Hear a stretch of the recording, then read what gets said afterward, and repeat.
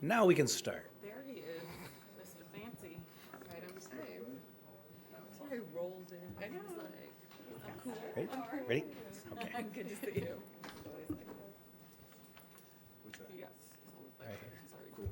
He's the cool cat. And there's your tie.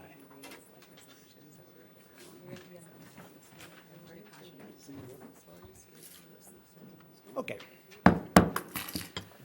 Good evening. Welcome to this October 23rd, 2023 meeting of the Sacramento Regional Transit District Board of Directors. Would the clerk please call the roll?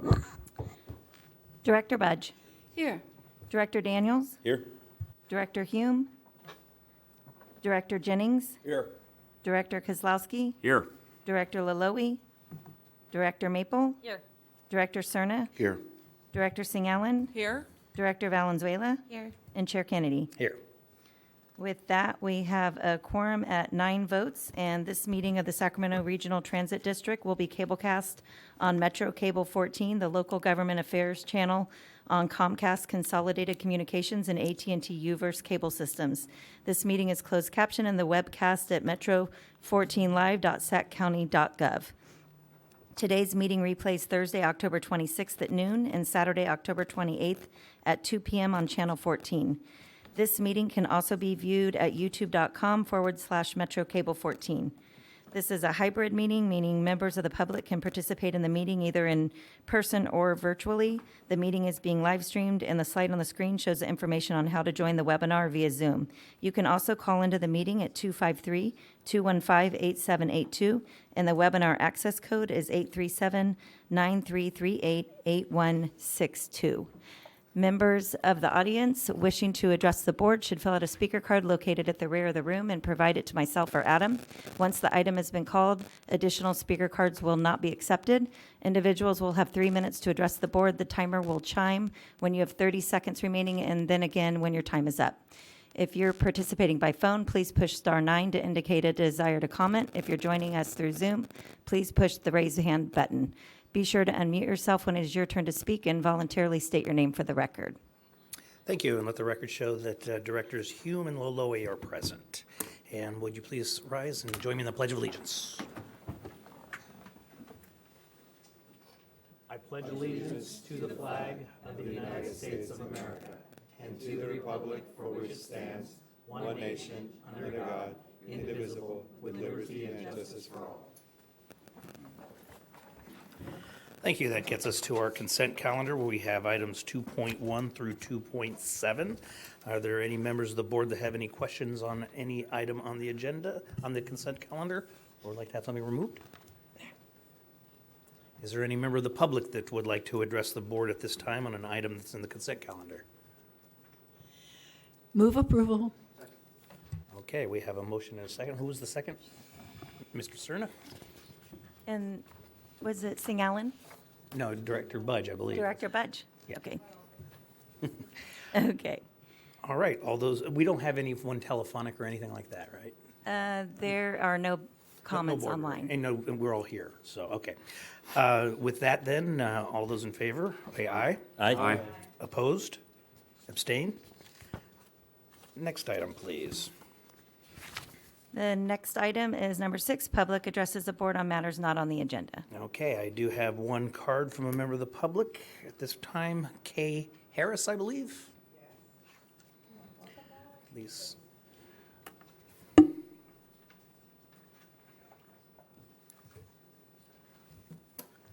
Good afternoon, everyone. I just want to take a moment and look around the room. I'm going to start from the right, my right, and look all the way over to the left. And I want to say thank you to everyone in this room. When I came here last month on September 25th, I had a couple of issues. I can excitedly say those issues have been resolved, all of them.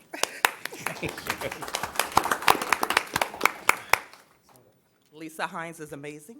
Yeah, You all already know that. we know that. So appreciated.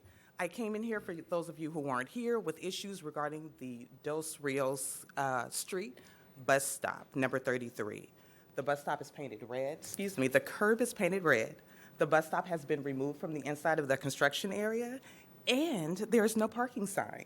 And I can happily say that no one is parking there because of those things.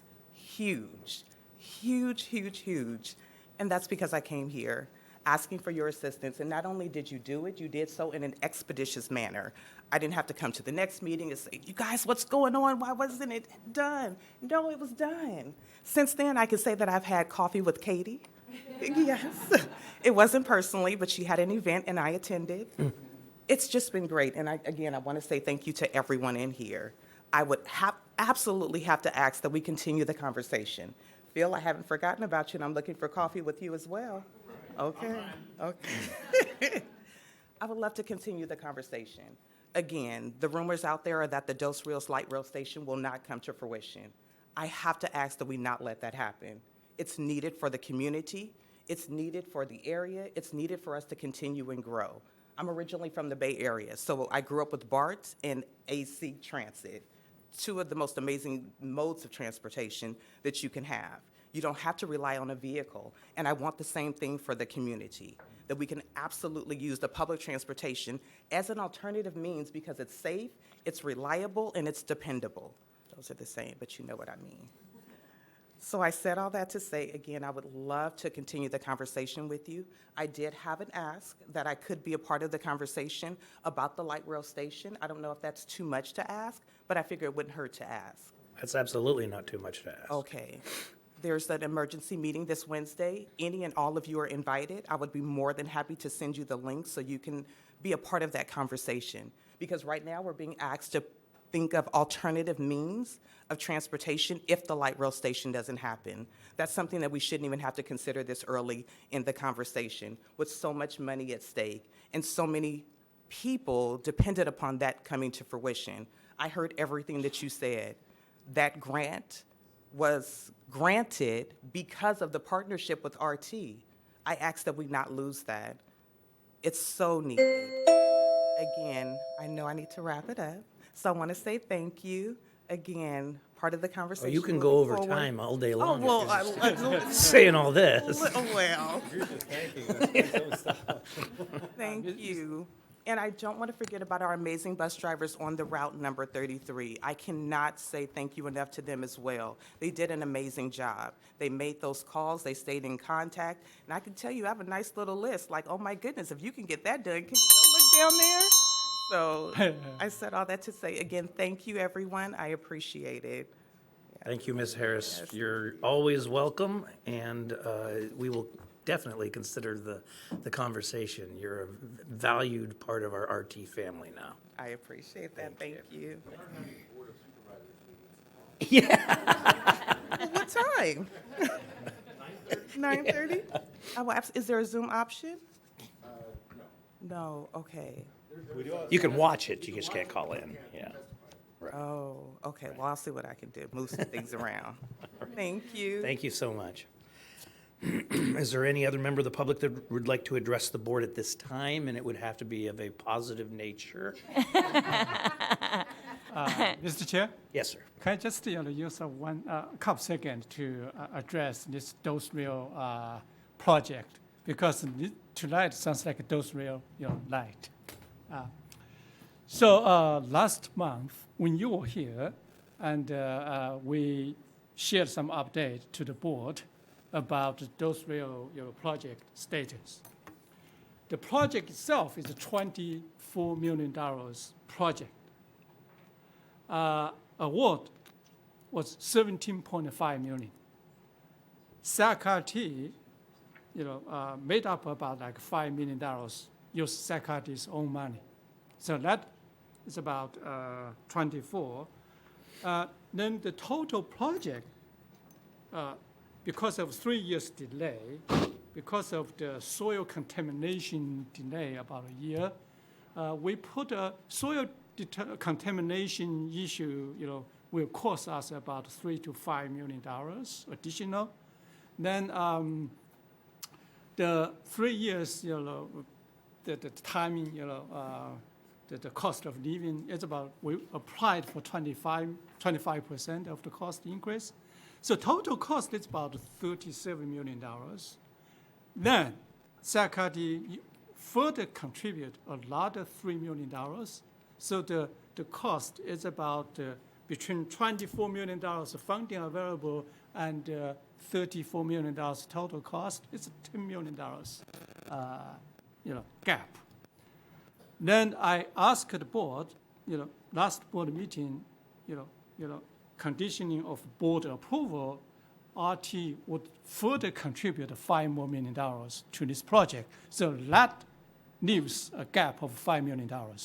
At last board meeting, Supervisor Sura, Director Sura, Director Valenzuela, and then Chair and a couple other board members instruct board staff to immediately set up a meeting and work with other partners to see if we can get additional $5 million. So in the past 6 months or whole year, staff from Sacramento worked with our partner, SHRA and many others. We have applied for a whole bunch of different funding sources. We got some money, and so right now it's just $5 million gap. And our commitment, I think the board and the staff, this is our one of the top projects on that project. So that's all I can say right now. Get back to you, Chair. Thank you, sir. Appreciate it. All right, if there's no other members of the public that would like to address the board at this time, we'll go to item number 7, new business. Chair, Yes. we do have a couple people online. Oh, we do, okay. So we have Rick Hodgkins. Rick. Sorry, my phone is talking. And everybody, can you hear me? We can hear you. Okay. I wanted to touch on, I don't know if I looked at the agenda and I didn't know if there was any item on there pertaining to what I'm about to talk about, except for maybe small vehicles. But this has to do with Sunrise Boulevard. I am so glad that the 21 is running more frequently now and earlier in the morning and later on at night. For those of you that were here on the board years ago, if you recall, and I can't remember that who was here, 20 plus years ago and that who wasn't. I think all of you are pretty new now, to me anyway, except for a few that have been on a few years. But that what I'm proposing is that we bring back a bus that covers the entire Sunrise corridor from Lewis and Orlando to the Sunrise Light Rail Station. Because I don't know if we still have all those bus stops south of Trinity River on Sunrise, or did we take all of them out? Because it would be great to have that again at some point, if that's ever possible. I'm glad that we have a bus that goes from the Citrus Heights, Roseville, Placer, and Sacramento County transfer point to Mather Field. But what about to the Sunrise Light Rail Station? It's a shot. Now, I've brought this up in years past, years after the 91 was discontinued. This was definitely before Henry's time at RT, so I know he has nothing to do with that change. But or maybe it should be an express bus. I mean, I don't know, but I really miss having a bus which goes from Citrus Heights to the Sunrise Light Rail Station. And that is all for now. I'll have more on the other items as we proceed. Thank you. Thank you, Rick. Where I saw our planning staff taking notes, and we will consider your comments. Appreciate you Mr. calling. Chair. Yes. Yes. Hey, Patrick. So several years ago, when we talked about this whole route restructuring, whatever we called it at that point, it struck me then, and it still strikes me, especially hearing Rick, the entire light rail system was designed so that it would be fed by all of the bus routes. And when they cut out a lot of the feeder routes to the Sunrise Light Rail Station, they completely destroyed the whole purpose of having the light rail stations as kind of a gathering point for bus routes so that you could feed into those light rail stations. So if that's still an issue at Sunrise, that's really something that needs to be addressed. Thank you, Director Budge, and I appreciate that. One of the things, and if you've seen me in public talking about that process, I promise the public all the time that we're not going to do this every 30 years. And it's an ongoing, always livable document and process. So I appreciate that. Thank you. We have someone else on the line? Devin Strecker has his hand up. He may be calling in about 7.1, but if you want to ask him. Devin, are you there? We overpassed him. Devin. Hello. Hello. It struck me that destroys. Can you hear me? Yes, we can hear you. All right. Thank you so much, members of the SAC-RT board. I'm also just voicing my support for the Dos Rios light rail station. And I just want to make sure that you're aware that that $17 million grant, that was part of the SIMPLE project through the Transformative Climate Communities and through the Strategic Growth Council. And the final deadline that was provided by Strategic Growth Council to submit the proposal, that was actually August 30th. And so there's no deadline extension because those have all expired. So it's a pretty dire situation, I believe, right now. SHRA has been asking for community input for alternatives to use that $17 million for other projects for the neighborhood. But the River District Board and myself as a resident of the River District, that's our highest priority, is that Dos Rios light rail station. So we don't want to lose that $17 million and use it for other projects. We really want that to go towards the Dos Rios light rail station. So I'm just urging you to make that a huge priority to try to figure out if there's any workaround to save that $17 million. At this point, they've asked for alternative solutions by December 1st. So I'm not sure that there's any way that we can, have a reliable plan submitted for the construction of that Dos Rios light rail station before December 1st. But as my understanding, that is the situation that we're in right now. So we really urge you to find some way to make that TCC funding work. That $17 million that has been set aside for this project since 2018. And I would hate to see that project go away, not only for the residents of Mirasol Village, but also for the Growers District, which is proposed just blocks away with over 500 residents or 500 residential units and only 275 parking spaces. So that's just one of the proposed residential projects that's relying on the construction of this station. And so I just urge you again to support this and find a way to make this happen. Thank you. Thank you very much for your call. As you know, this is not on the agenda, so we can't go into detail, but I guarantee you that this is a hot topic for the board and for staff. And there will be follow-up, I'm sure, with Director Cerna, Director Valenzuela, myself, in particular with SHRA to address the issue. So thank you for your call. Thank you. Okay, item 7.1, I believe we're through with the callers? Yes. Okay, item 7.1, evaluation of funding options. Ms. Ham. Good evening. So speaking of funding, I'd like to introduce tonight, in response to a board member request several months ago to evaluate funding opportunities for additional discretionary funding that was really specific to Smart Ride and Measure A. SAC-RT hired a consultant to evaluate funding opportunities today.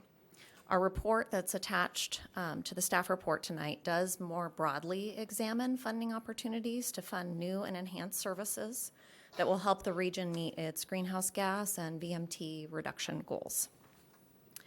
I'd like to introduce Celia McAdam of AIM Consulting to provide you with a brief presentation on its contents. And some of you may know Celia as the former director of the Placer County Transportation Planning Agency. Welcome. Well, thank you for having me here today, and I will be talking about this report that's in your staff agenda, or excuse me, your agenda. The purpose of the report is to look at locally controlled funding sources and see if there's any opportunities to jumpstart SAC-RT's funding for some key transportation projects like BRT, enhanced transit, safe routes to transit, and the transition to zero-emission vehicles. Now, there are dozens of transportation funding sources, mostly state and federal, and some are prescribed, so by formula, and then some are discretionary. But this report focuses solely on those that are locally controlled, and that includes the Transportation Development Act, or TDA, which is administered by SACOG, the Regional Active Transportation Program, ATP, also administered by SACOG. There is the regional programs, also administered by SACOG. And some of you may know those as the Maintenance and Modernization, Transformative, Community Design. And then there's also the Measure A Transportation Sales Tax, which is administered by STA. Okay, next slide. Okay, and then next slide.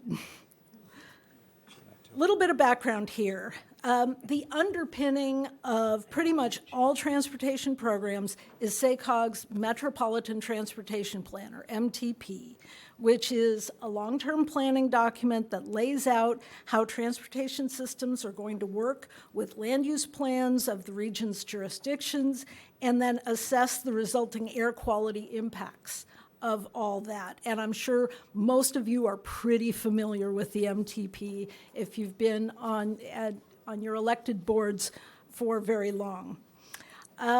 Major projects in the MTP can take decades to happen. First, you have to conceptualize the need, put it in the MTP. You do a project study report to flesh it out. You do environmental studies that often takes many years, sometimes decades, to look at the alternatives. Then you select an alternative, you do the design, you do the right-of-way, and all of that before you get to construction. And at every one of those steps, you have to find money to do those steps, and that often causes delays. And so that many projects that are first proposed in the last 10 to 20 years are still awaiting construction. That's not as abnormal as you might think, and probably to many people's frustration. But here's the thing. You have to have an adopted MTP that is approved by the state, or major state transportation funding stops. That's kind of the crux of the issue then.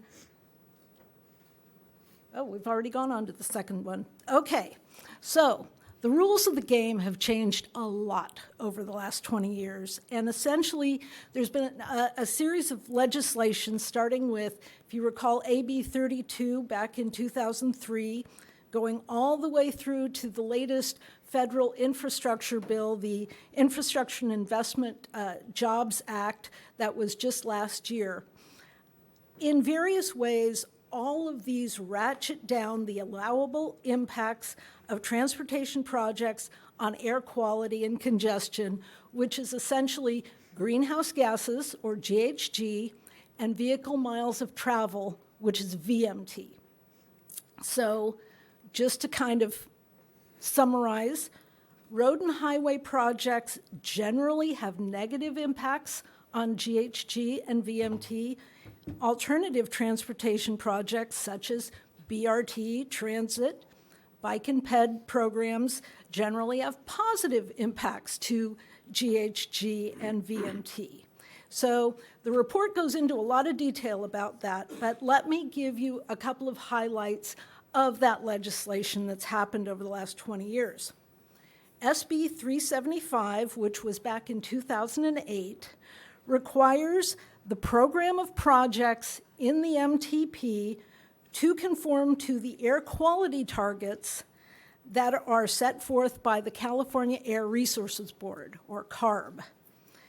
Currently, that means that SACOG's MTP needs to demonstrate a 19% reduction in greenhouse gases over the 2005 levels. State and federal policy also highlighted in the Climate Action Plan for Transportation Infrastructure, or CAPT, because all acronyms have to have a nice snazzy name, and the federal IIJA, they both guide the state and federal funds that are needed to match those local funds, and they direct those away from greenhouse gas increasing projects so that they improve air quality. So remember, without an approved MTP, state and potentially federal dollars stop. Now, SACOG has been able to move the adoption of their next MTP to 2025. So there's a lot of work going on this new version. And they have not released any numbers on or projecting what the greenhouse gas targets, how close they'll come to them. But I got to tell you, I think it's likely that it's not going to, those targets will not be met with the current program. And there's a couple of reasons for that. The current plan actually has an 18.6% reduction, and because of rounding, it's 19%. So already a little bit behind the 8 ball there. The 2025 plan is going to have 5 years less to meet the 2035 targets than the current plan that will be adopted in 2025. So you've got an even shorter time frame to meet those targets.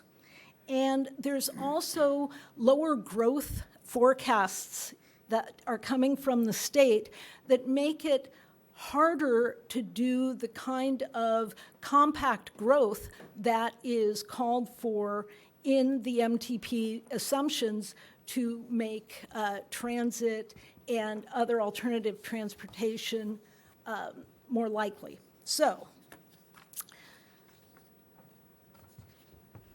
whoever is running the slides is excellent. So this is why the region really needs to ask, under all these new rules, are all the projects in the current plans still viable? And I don't want to discount the challenge of that statement, because a lot of people have worked a long time to get some of these projects, particularly road and highway projects, moving forward. They're invested in these existing plans. But the fact is, if the region doesn't create an MTP project list that meets that 19% reduction in GHG, state funding gets shut down for everybody. And many, and probably most, of the road projects that are currently in the MTP, they all rely on matching funds from the state and the feds, and that probably won't happen under the current rules. It's incredibly difficult to persuade the state and the feds to fund road projects these days. So, okay, that's all the bad news. Here's, hopefully I haven't depressed you all too much. Now let's talk about the good news. And that is that this situation creates a tremendous opportunity for RT. As a way of being able to jumpstart transit projects, particularly BRT, because it will help the region meet those GHG and VMT goals. Slide. Okay, and so this is a graphic that was from the previous proposed update of Measure A that shows how the investment in public transportation brings improvement to VMT and GHG. So this is, it's pretty well known, but thought I'd highlight that. And then there's also economic benefits. Slide. There to jobs, to home values, to business activity, and to others. So there's a lot of positives of what RT can bring to the table in the region by expanding programs. So let's talk specifics, and that's the next slide. Let's talk about where there could be locally controlled funds that could potentially go to RT projects that can help meet those goals. So I mentioned the Transportation Development Act. It's prescribed to go to transit, so the only way of really expanding that is unless your sales tax revenues are increased. Your active transportation program is targeted towards bicycle and pedestrian programs, and which are and will continue to support BRT and other transit projects. SACOG's regional program, which largely comes from an amalgamation of state and federal dollars that a lot of it comes from Senate Bill 1, which was passed in 2017, which really ramped up transportation dollars. SACOG's already incorporated a lot of those new rules about GHG and VMT into the consideration of those project awards, so it's already favoring alternative transportation projects. Then there's Measure A.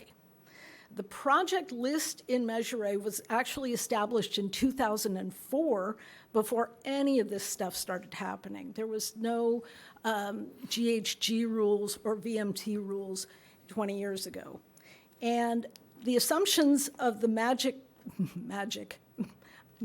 funds that were included affect actual deliverability and may be unlikely under those new rules, because if you're expecting the state and the feds to pony up dollars as part of those assumptions, those may not be valid anymore under the new rules.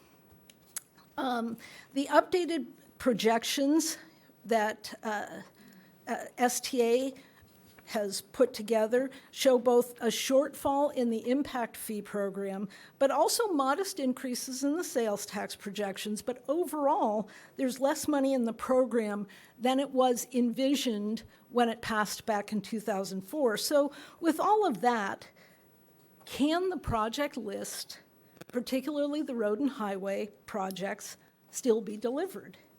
Or is there an opportunity to reimagine some of those projects in a more GHG and VMT friendly way by including BRT and transit? So here's some ideas on how RT can move forward.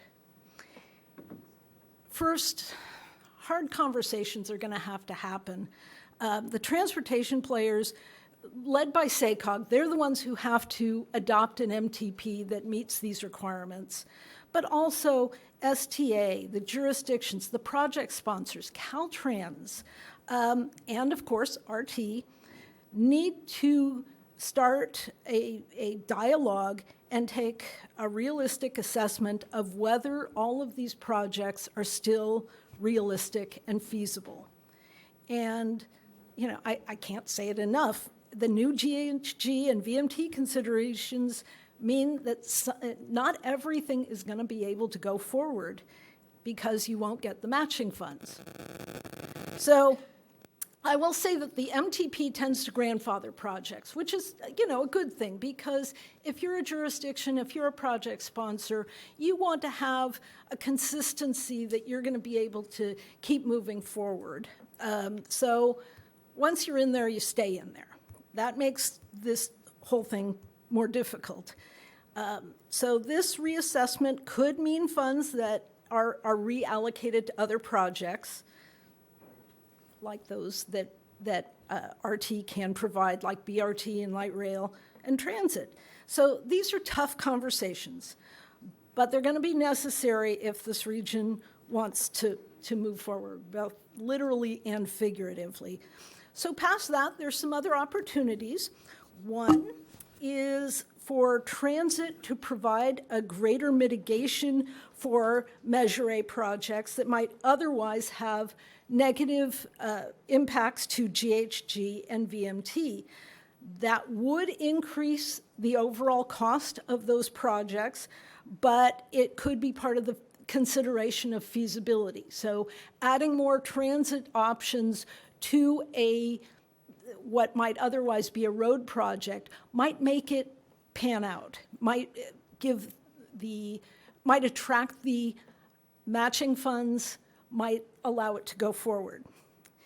In a more technical move, it could be possible for RT to trade capital funds that are allocated to the district and work with STA to trade those for Measure A sales tax funds that are not subject to state restrictions for the use of transit funds for operations. There's also discussions going on about a new transportation sales tax that are ongoing at STA, and of course, SAC-RT needs to continue to be at the table, ensuring transit is not only well represented in the project list, but making sure there's enough flexibility in that project list so that projects are feasible in a changing landscape. And then, in a longer-term view, RT can continue to pursue the idea of property-based assessment for transit operations in new development. But finally, I want to leave you with this idea. You look at the representation in all of these boards, RT, SACOG, city councils, board of supervisors, STA. There's a lot of crossover. I'm going to say a lot of you are on multiple boards. And so the more direct and consistent communication there is amongst the leadership of all of these groups, the more likely you're going to find a consensus to build, to move forward and be able to address the region's transportation needs in a balanced way that still meets these requirements. Because the worst thing that could happen is it all shuts down. Nobody wants that, and there is a way through that, but the conversation needs to start happening. And RT has a lot to offer in the way of solutions. So with that, again, all covered in the report, and I'm happy to answer any questions. Thank you very much. I'm not sure if you're aware, but next month, we're having first ever joint meeting of the SACOG board, the RT board, the Air District board, and SMUD board. That is so good to hear. Kind of fits with your ending. I was not aware of that, but I'm thrilled to hear it. Okay, thank you. Is there any questions from the board? Yes. Well, thank you for that. As the policy nerd who I think asked for the question that led to this report, let me say I keep learning that valuable lesson that when you ask RT staff for something, they go way beyond your expectations. So I really want to thank everybody for this report, and honestly, thank you for that. I hope we recorded that presentation because that was honestly the most clear and succinct explanation of where we're at, where we're going that I've heard, and I know a lot of my constituents might benefit from that. But it does sound like, STA won't technically be at this joint meeting, and so I guess it's one of those questions of do we include officially, because obviously some of us sit on the STA board as well, but do we officially notice that STA is a part of this joint meeting as well? Because it does sound like, as you put very well, that we have some conversations we need to have about assessing these projects, looking at this list that's now pretty old and saying, do some of these things still make sense, especially as we're looking at not just things like the Dos Rios Light Rail project, which is critically important and has a funding gap, but when we look at, we all just cut back the smart ride zones pretty considerably across our county, and it's gosh, these are the sort of questions that we're having to grapple with now that RT is, as you put it, getting less revenue than we had hoped that we would when this measure was originally envisioned. So I just want to thank you for that, and I raise the question, I guess, to staff and the chair, if we should officially notice STA as a part of this so that we can have that conversation with the, I don't know if it would require any additional seats at the dais since I'm pretty sure we'll all be there, but curious if we could move that as part of our November 9th discussion more officially. I will have that discussion with those staff level people who are putting together the meeting this year. Anyone else? Yes. Celia, when you talk about the projects in the list of projects in the 2004 Measure A. Is somebody putting together a list of projects that might be considered not viable or realistic at this point? Not to my knowledge. I mean, I could tell you as a longtime transportation professional, I could look at it and give you my off-the-cuff ideas, but there is no official assessment that I'm aware of. It just seems kind of funny that some of the rumbling that's coming out of SACOG is against projects that originated at SACOG, and I just wondered if what's making the list. Thank you. Any others? Yes. Just a quick comment. Thank you for the presentation, very helpful. I would just want staff to continue to meet with STA and SACOG. I think it's critical. To Director Budge's point, what this list looks like is very important with these lists, and I think there will be different opinions from the different agencies, but the more we can get to common ground and having those conversations, really at the staff level, I hope that there's ongoing conversations so that we can build consensus as we move forward. That is critical, and I want to acknowledge that this letter from these various other stakeholders, great to have it.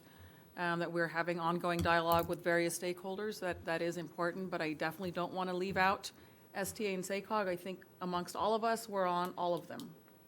So, we have many competing interests, but really we need to get to consensus as it relates to our specific needs for our cities, which may not be the same, obviously, across the board, but we want to make sure that, we always keep that mind of equity as well, so that we can do this in a fair manner. But thank you for that very thoughtful presentation. Thank you. Any others?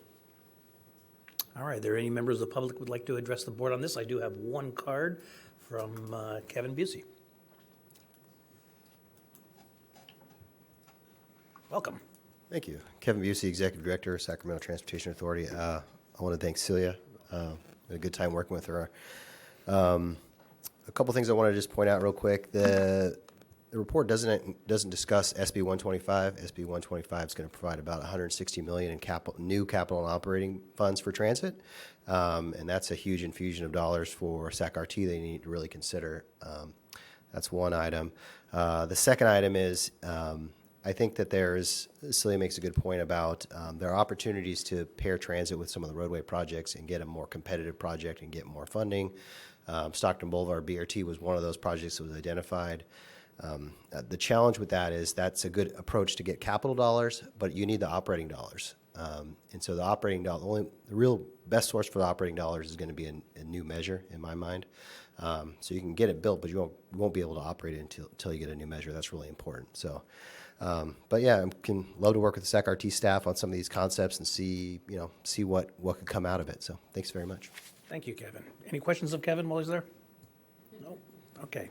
Thank you very much. Is there any other member of the public that would like to address the board on this item at this time? I have one written comment, and there's Rick Hodgkins has his hand up. Thank you. Let's go with Rick.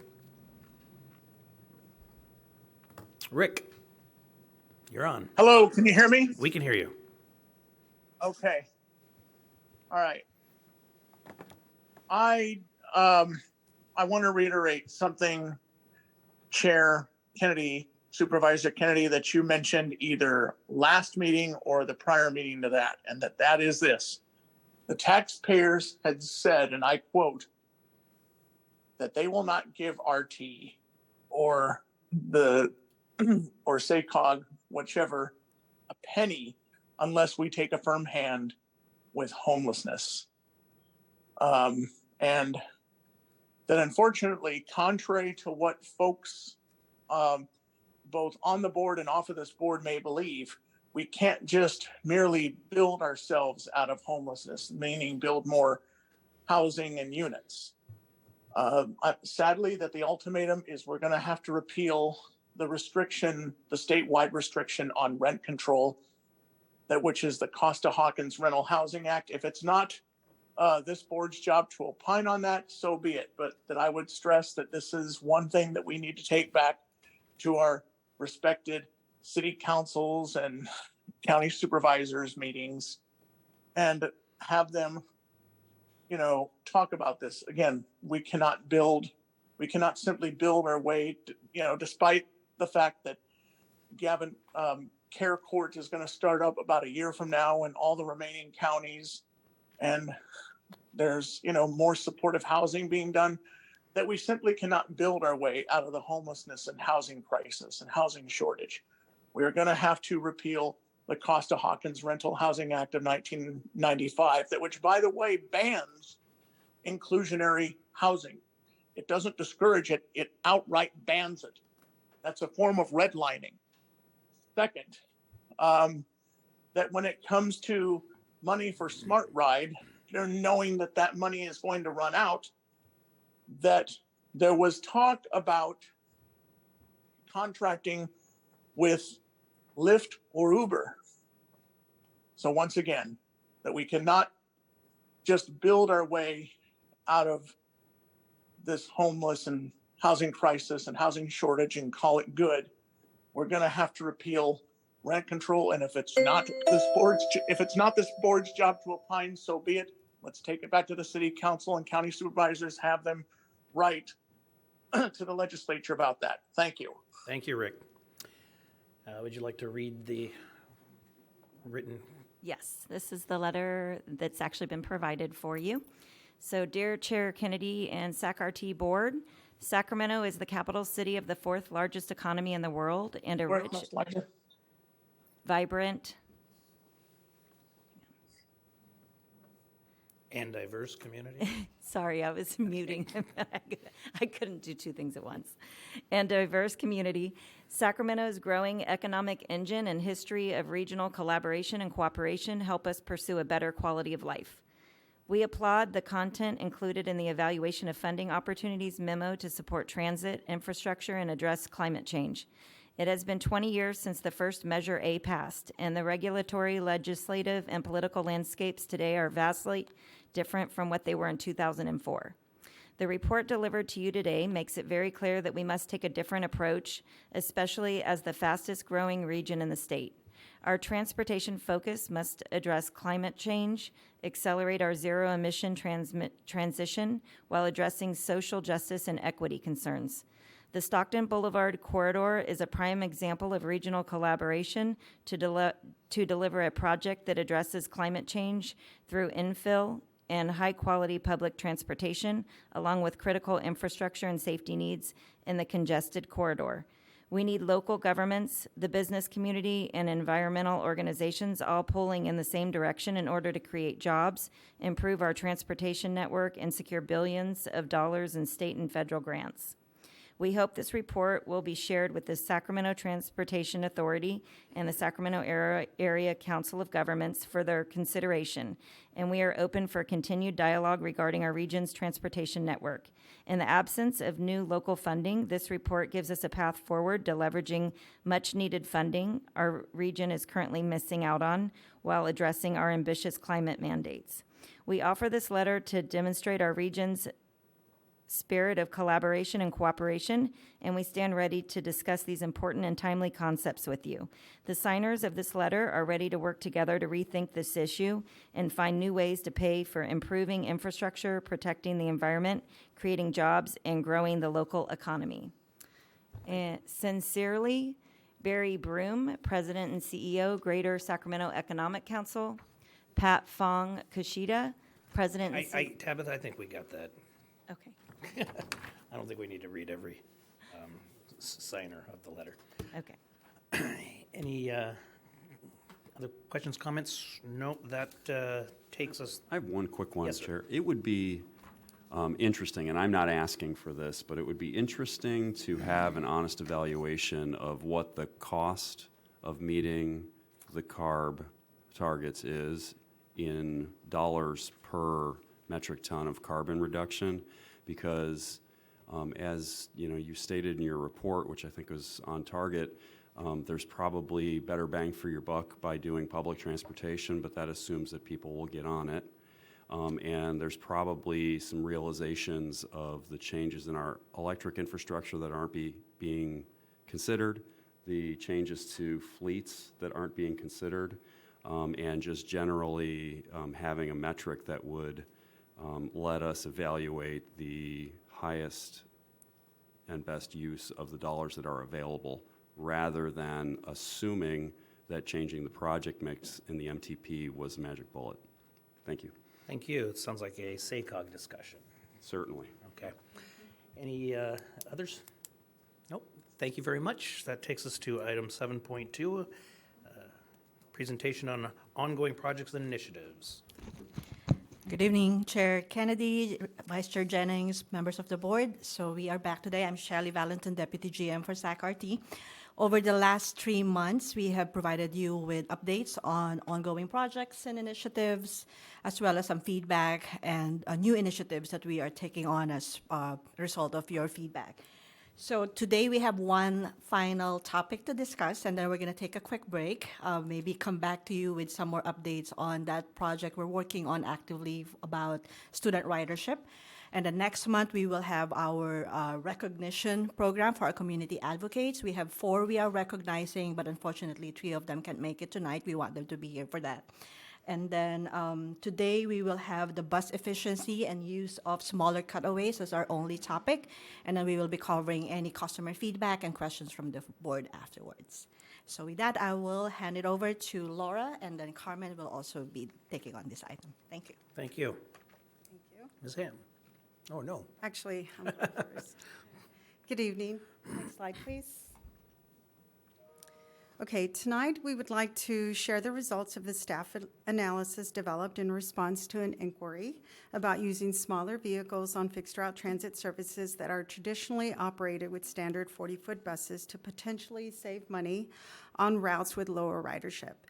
As you see on this slide, we evaluated 15 or more different elements of the fleet and staffing composition with a very heavy focus on customer experience and operator efficiency.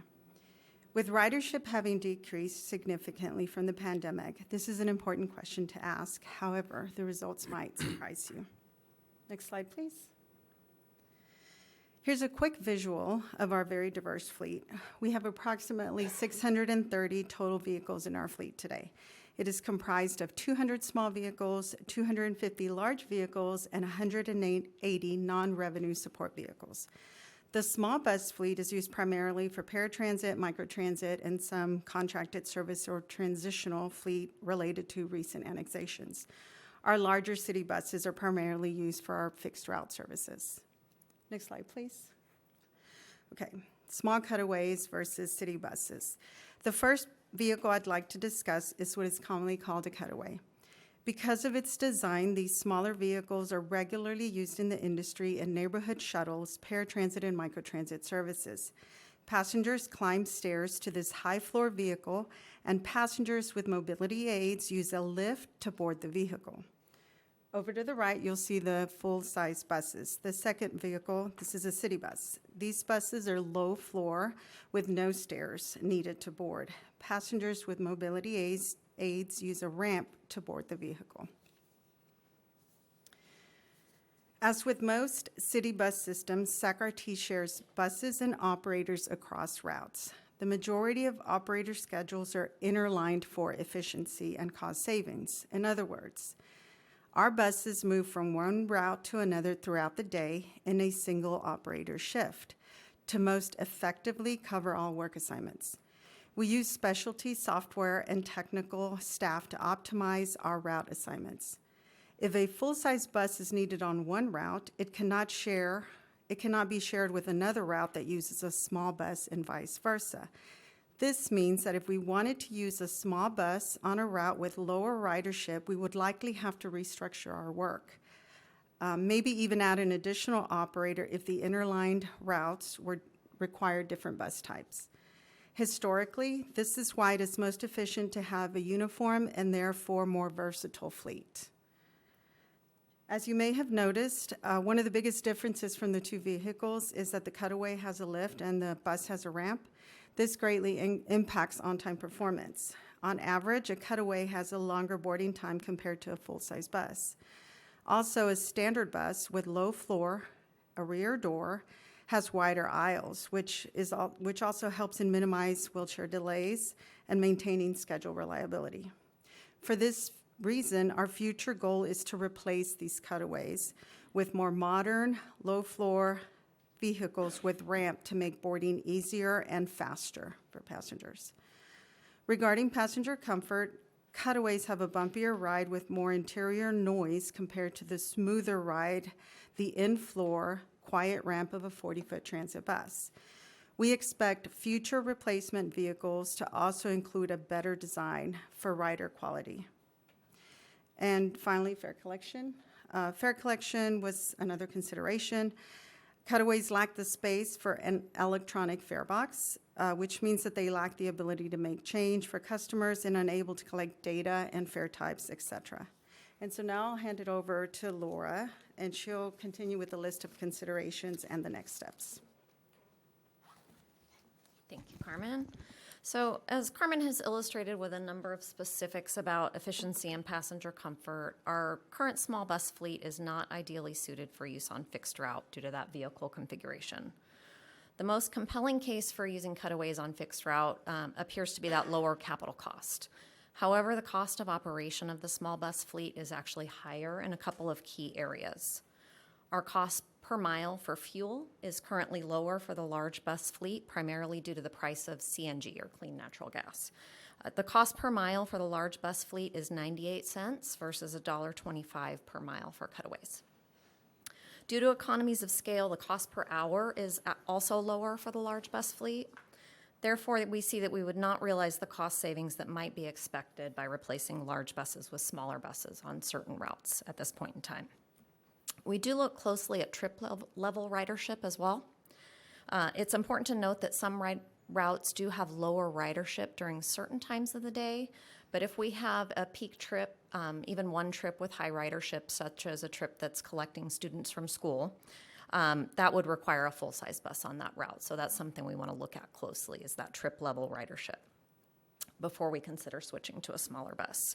We do run a few neighborhood routes today with small cutaways out of our community bus division. That includes the Route 33 Dos Rios shuttle and the Rancho Cordovan, which includes 3 neighborhood circulator routes. This type of neighborhood service is a good candidate for a small circulator bus. All that said, most transit agencies' experience has shown that standard low-floor 40-foot buses tend to be optimal for meeting capacity, for on-time performance, for durability, and for operational flexibility on fixed routes.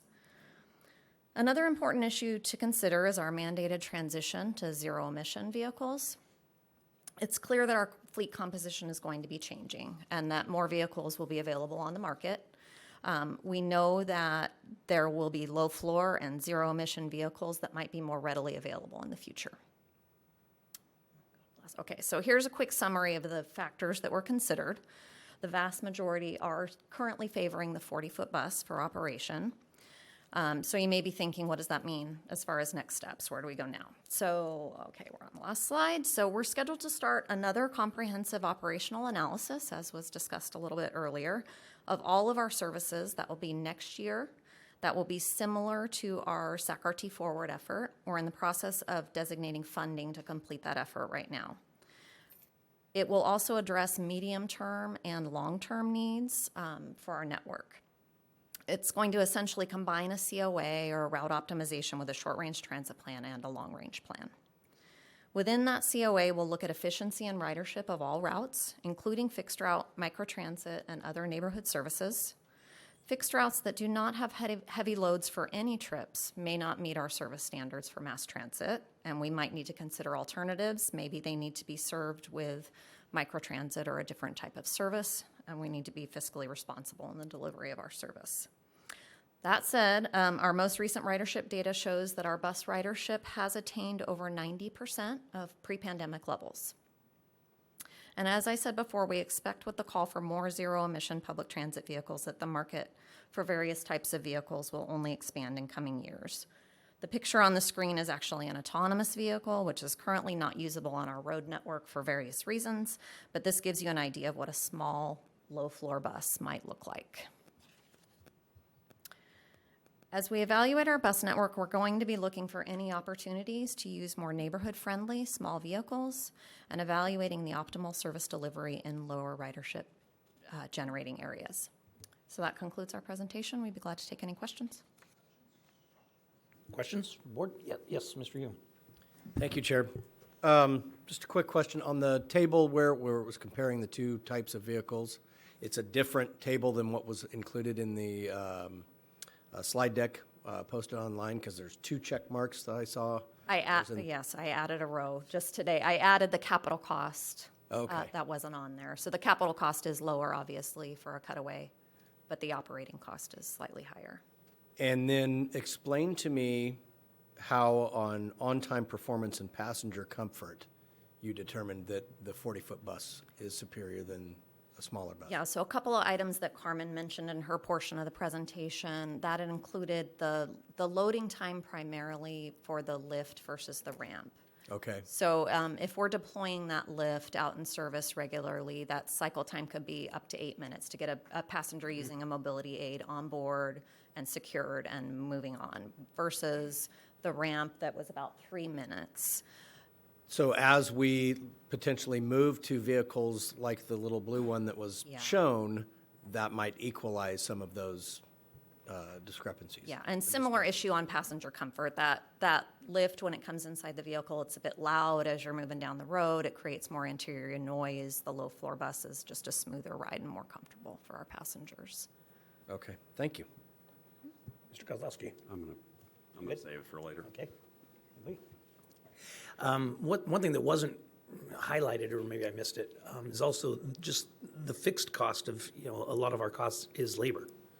And so, regardless of how big your bus is, you're going to have the same labor costs. It's about 80% of the cost of delivering service. Okay, thank you. All right, up next, I believe, Ms. Hines.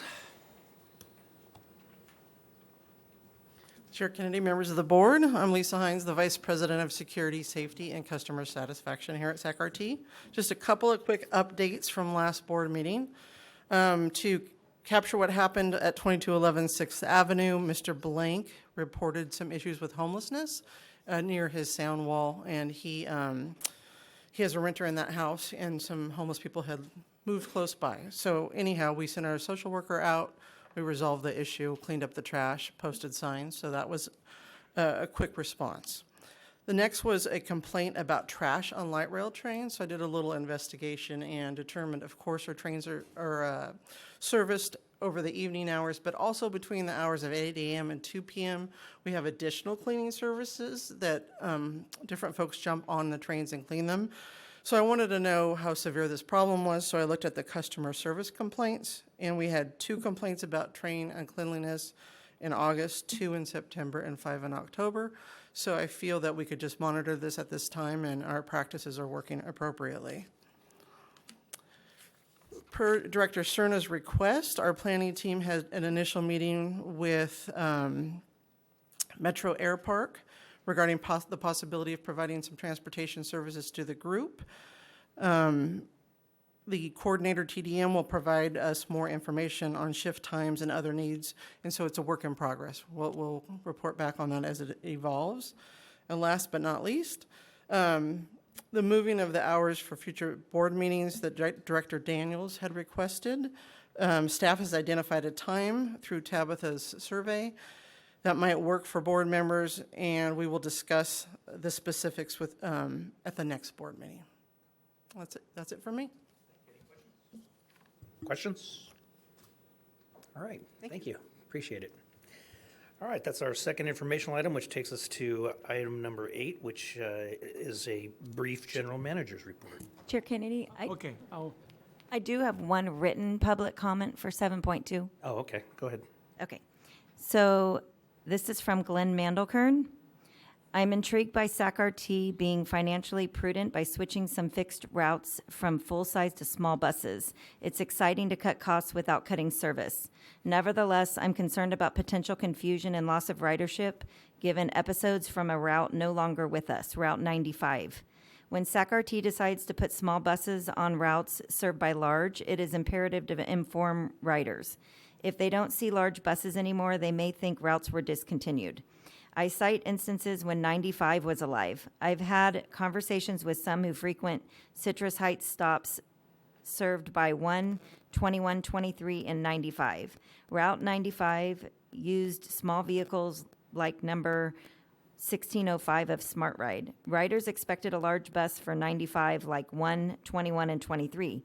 They didn't know to look for smaller ones, thought 95 wasn't coming, and gave up on it. Ironically, tonight I'm attending the Citrus Heights Neighborhood Area 10 meeting held where SACRT Senior Community Relations Officer Greg Fishman recently presented.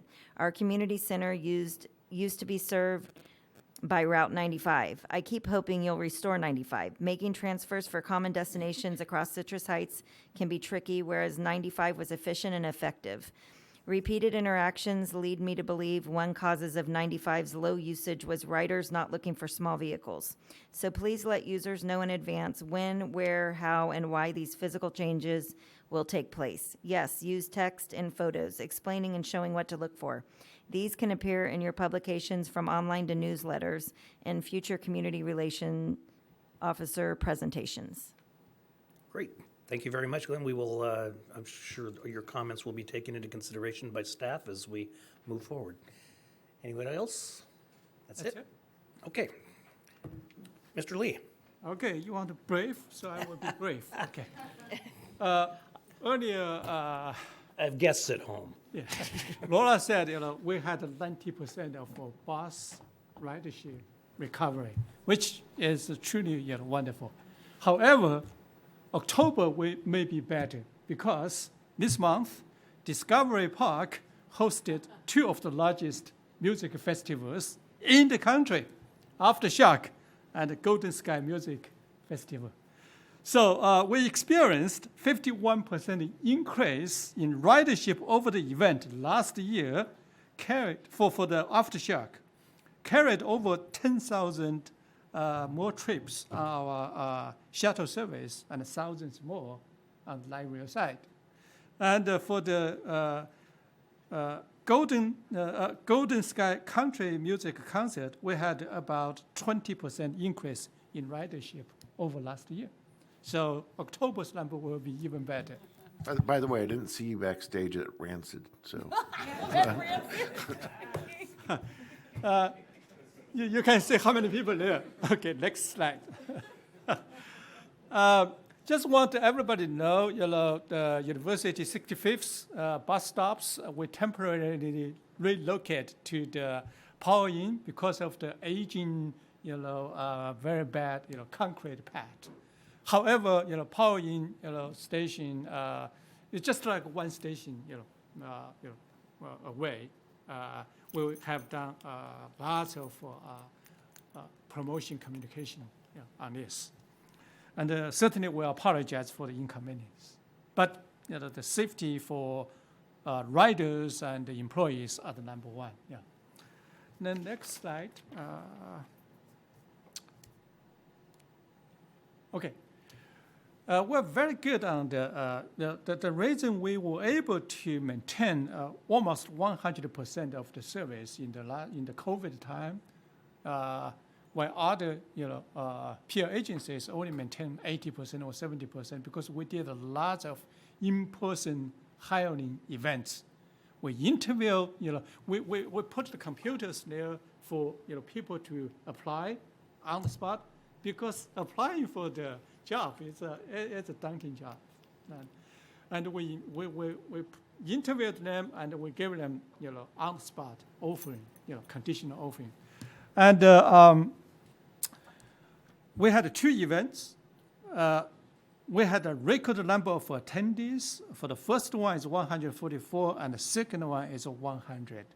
I just want to really thank Councilmember Maples and Van on the South Sacramento Union Job Fair, and which were in our Florence Light Rail Station on October 11th, and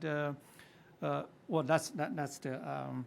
We provided free rides to the roughly 500 attendees, free rides, and over 40 vendors present there with numerous apprenticeship opportunities there too. Then the next one, please. Okay, this is truly a wonderful event. You can say this is a senior center, and we hosted 2 SACRT Go Paratransit open houses this month. And between the virtual open house and the in-person event at the Pennell Center, we had close to 100 seniors attended. And I really want to thank Director Valenzuela for introducing us to the Los Manitos group. They are a group of Spanish-speaking seniors, and we spoke in Spanish in that event, our staff. And they gathered at the Heart Senior Center every Wednesday, and we took opportunity to speak with them. They are extremely interested in SACRT service and appreciate our bilingual presentation, and also several dozens of seniors filled applications for our paratransit service. And they sent us a wonderful thank you letter. The last sentence of that letter said, "We believe that lives will be changed as they become more independent and less isolated." That's the goal for all of us, and certainly every one of our board members. You guys always told us how we can change the lives for better. To conclude my remarks, I would like to first share a video from our planned bus rapid transit along Stockton Boulevard, then ask our General Counsel, Olga Sancho-Oja, to present our plan for returning Super Senior Lifetime Pass. With that, please share that video. Imagine a transportation system that combines the speed of light rail with the flexibility of buses. Bus Rapid Transit, or BRT, brings this vision to life. Dedicated bus lines with traffic signal priority and fewer stops whisk passengers along busy corridors, bypassing traffic congestion and offering faster and more reliable travel times. But what does Bus Rapid Transit mean for Sacramento? The benefits would be nothing short of extraordinary. To build the future, we must first know the past. Stockton Boulevard, about over 100 years ago, was the old Freeway 99, right?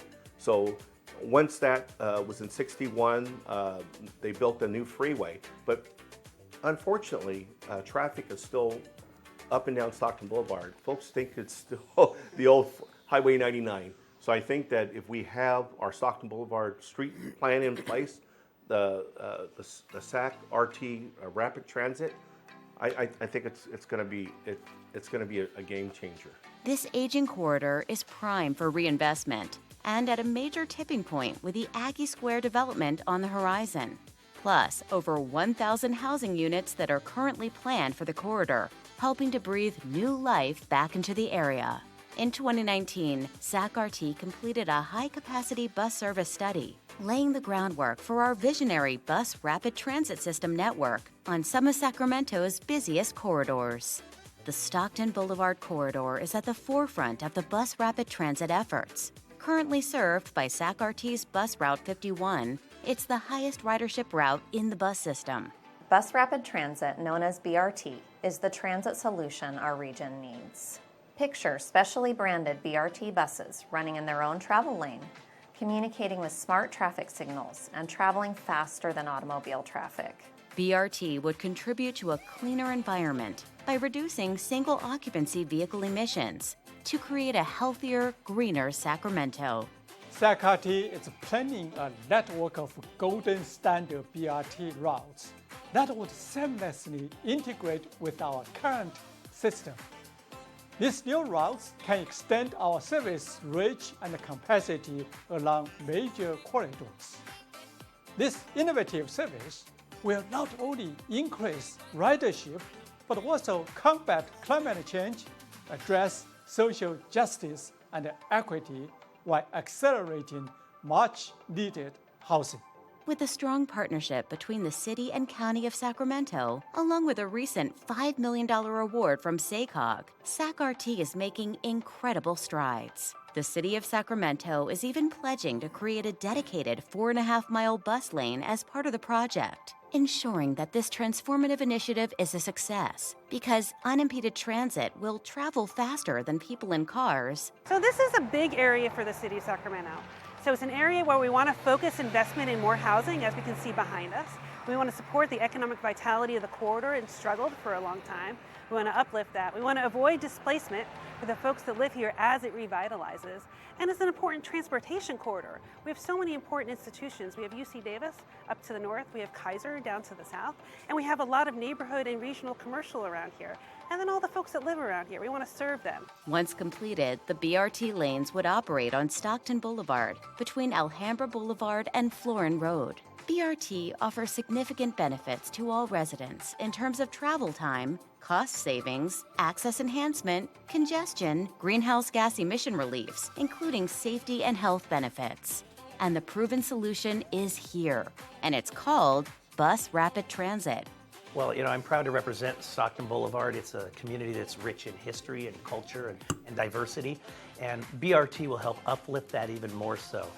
BRT, academic studies have shown, will actually help create jobs, help retain jobs, which is just as important.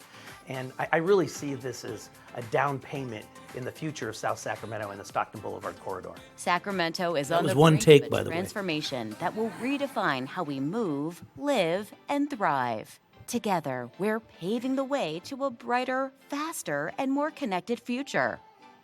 Get on board. I just want to say, thank Chair Kennedy, leading a whole bunch of SACOG, team board members visit this site a couple weeks ago, and right now, the BRT truly, gaining lots of attention in this region. Our goal is in next 5 years to secure up to $500 million, $500 million to start or complete at least 5 to 6 BRT routes around the strategic corridors in this region. And as you know, we have secured more than $400 million in last 3 years for light rail modernization. And I think we need another $100 to $200 million to complete light rail modernization, which we will be able to do it.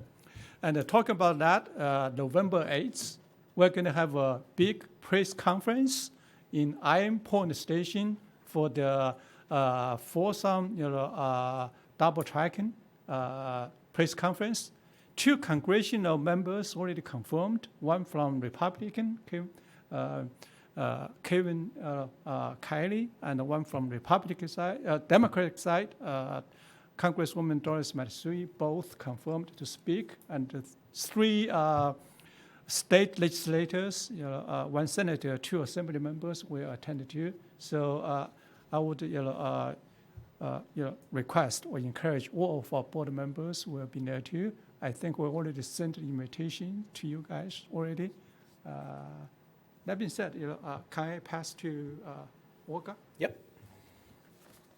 Oh, actually, Director Maple has a question. I just had a quick comment. I wanted to just say really quickly that the responsiveness and just the customer service of the staff here at SacRT is just unmatched. And as was mentioned earlier, I sit on many, many boards, not disparaging any of the others, but just really impressed with the level of service, and namely on one of the events that we had, our South Sacramento Union Job Fair, had over 500 people attend. It was beyond our expectations, and just really thank staff for working with us to make that happen.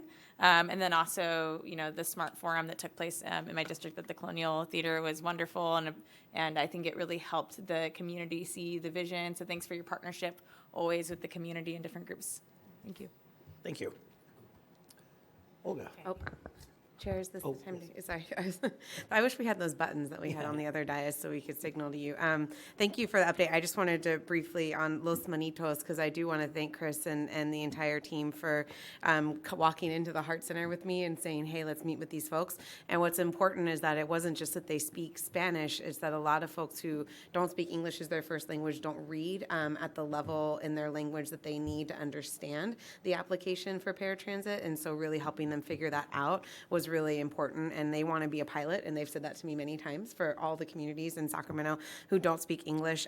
RT also does travel training, so that's next on our list, is we're actually going to get on the buses with the seniors and show them how, and a field trip to the Train Museum in Old Sacramento, which was the top of their list for the first place they want to go. So just want to recommend to my fellow board members, if you have groups like that that you're looking out for or know of, RT staff is really just went above and beyond in the outreach that they did to that group. Is really exciting. So, and you're welcome to join us at the Train Museum. I'm making time to go because I think it's going to be really fun. Great, thank you. Anyone else before we move on to Olga? Olga? Good evening. Can you guys hear me? Yes. Okay. Good evening, Chair Kennedy, directors, and members of the public. At SAC-RT's September 25th board meeting, Chair Kennedy directed staff to return with a report on SAC-RT's lifetime pass and recommendations for bringing that pass back. So a little history on that pass.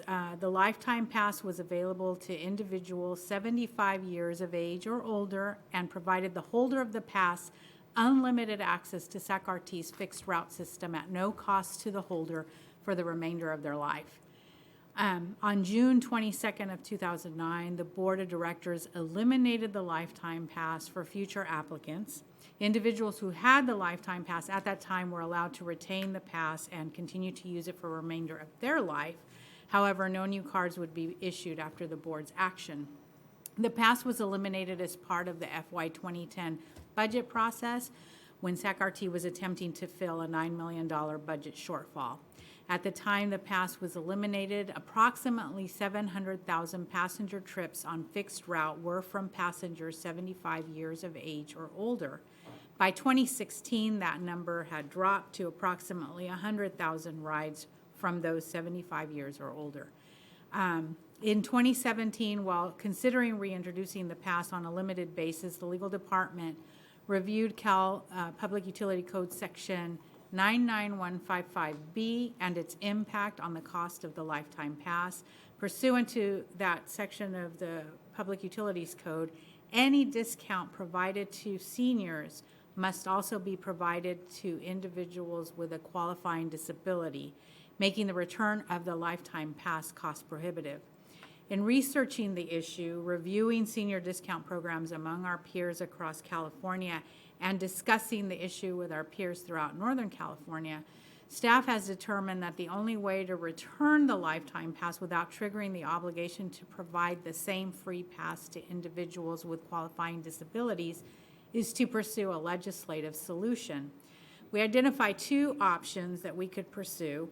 The first would be to do a carve-out in 99155B to add language that would authorize all transit agencies to provide a super senior discount without triggering the requirement to offer the same discount to individuals with a qualifying disability. Alternatively, SAC-RT could pursue a SAC-RT specific carve-out in our Enabling Act that would authorize the board to adopt a super senior discount for seniors above a certain age without triggering the obligation in 99155B. I reached out to our peers throughout Northern California to determine if anyone else had an interest in adopting a free pass for seniors program or a super senior discount, and nobody was interested. They all cited existing budget shortfalls and fiscal challenges. So based on that, staff believes that pursuing a SAC-RT specific carve-out would be the better option. And after discussing our options with our state lobbyists, staff recommend modifying Cal PUC Section 102121 to add the authority to adopt a super senior discount for individuals 80 or older without triggering the obligation to provide the same discount for passengers with disabilities. And we have drafted language to achieve that, and we'll be providing it to our lobbyist so that he can find us an author. And at this point, I'd be more than happy to answer any questions anybody has. Well, I don't want to go too much into it since it's not agendized, but at this point, is there any interest on the board to have this formally agendized and put back on? Or are we happy with going forward with the recommendation that Olga brought forward? So, Chair Kennedy, I'd like to point out it is agendized. It is? Yeah, it's in the general. Oh, there it manager's is, right report. there. Yeah. Never mind. Yeah. Do you want to vote? A motion? Sure, it's- we could do it. I mean, It's not an action item? but it could be. I mean, it sends a message, I think. Then I will move that we approve Olga's proposition. And Chair will second that. All those in favor? Aye. Aye. Opposed? Abstain? Just say it procedurally, it feels a little weird because the way it's been agendized, we really didn't offer the public an opportunity to chime in. That's kind of why I was bringing it Yeah. up, that maybe we want to agendize it in a different way. We can bring back. Yeah, Okay. we can bring it back. Thank you, Director Serna, I agree. Okay. I also do have some public comment for 8.1. Okay. Is it written comment? I have one written from Barbara Stanton, and I have Rick Hodgkins and Jeffrey Tartagia with their hands up. Okay, I'm gonna do something crazy here. Let's not read out word for word all of the written comments because they're part of the record once that we've received them and the board sees them and. Yeah, thank you. I was just going to chime in with that, and I would just say, unless the writer of the correspondence says, please read into the record, that's kind of the standard we use at the Board of Supervisors, and that's rare. So I would offer that maybe be the standard here as well. We do the same thing. Okay, just email it to you ahead of time then? Yes. Yeah. Okay. And it's usually provided in the back of the room for public to review. Right. Okay. I can do that. Do you want me to read Barbara's? It's short. Nope. No? Nope. Okay. And Sorry, Barbara, we still love you. Rick Hodgkins has his hand up. And so does Jeffrey Tartagia. Are you ready for them? Yes. Okay. Rick? Yes. Okay. My hand has been passed over twice on the items presented by Laura Ham and Lisa Hines, and also the general manager's report. By the way, great general manager's report. In terms of providing a discount to the seniors, I'm all for that. There could be a reason why there was an obligation to provide the same discount to people with qualifying disabilities. Back when we had people like Rosemary Covington and Dee Brookshire working for RT, they eliminated that because they thought it was a waste, even though the lifetime pass was kept in place until, as was mentioned, 2009, ordered by then Governor Schwarzenegger, because the state did not want to, at the time, did not want to fund transit anymore.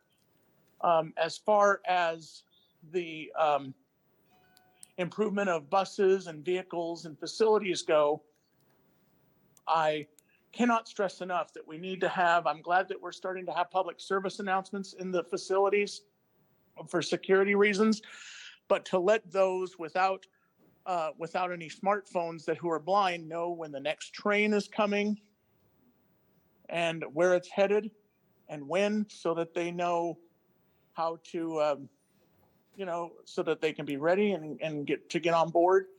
And the third thing is about bus rapid transit.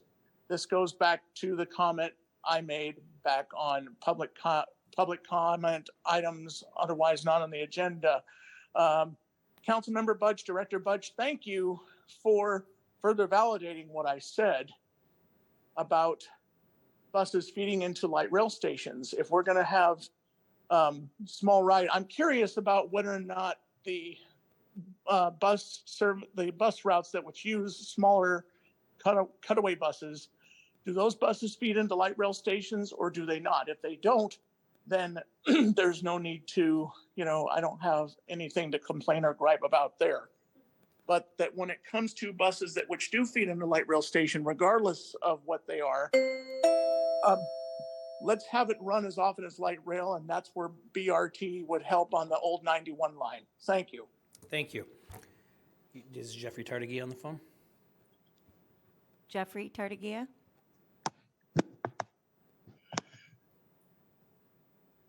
Can you hear me? We can hear you, and the clock is ticking. Well, I'm sorry, at my end, even up total volume, I can barely hear you. So I've missed most of what was going on through there. And like Rick, I had my hand up much earlier than this, but it doesn't get noticed. I'm sorry I wasn't there. I fell asleep. I'm going to go back, and my initial comment I'm going to ask and direct is related to the 65th Street location, what the general manager filled in on. Three things I want to ask is the 82 and the 87 still going into Sac State before it makes its accommodation down to Power Inn? And have you addressed Amador's bus stop within the 65th light rail station? And is it still the south area available so people that wish to go deliver their SMUD bill can arrive at the station and go over and pay their SMUD bill in physical? And or are you posting via sandwich boards the alternate location of how from 59th Street you would get to the SMUD location? Those are three questions that I have not heard in anything and seen in any way being taken care of, as well as the businesses there being affected for how long you anticipate related to 65th's construction efforts. That is the first question I have for you. The second one I'm going to direct at you is related to the intention on the 51 route of putting the maximized rapid bus service. I have asked the question before because there is many disabled people on that route, and you have only been able to figure a way of accommodating 2 people on this new system. Is there more space to accommodate more electric wheelchairs than simply 2 devices? And I bring that again question up because by 2030, when this is projected to be in production, it is estimated that California will have more than 10 million senior citizens involved. Don't know what that translates is disability-wise, but it suggests that you are going to have a larger effort and community there that you need to direct. And so far, neither service is provided for that region area. Better transportation for the disability community. And with that, I will stop and see if there's any answers that come, or have those things been figured out related to 65th Street and answered thereby. Thank you. Thank you very much, Jeffrey. Staff will follow up with you, and I'm glad you're well rested. I believe that finishes item number 8, which takes us to number 9. Is there any director that would like to add anything to the record on number 9? Mr. Chair. Yes. For Rick's benefit, the quota van was designed so that it originates at the Zinfandel station, runs routes, and always goes back to the Zinfandel station. And a clever name, too. Anyone else? All right. Then with that, we're adjourned.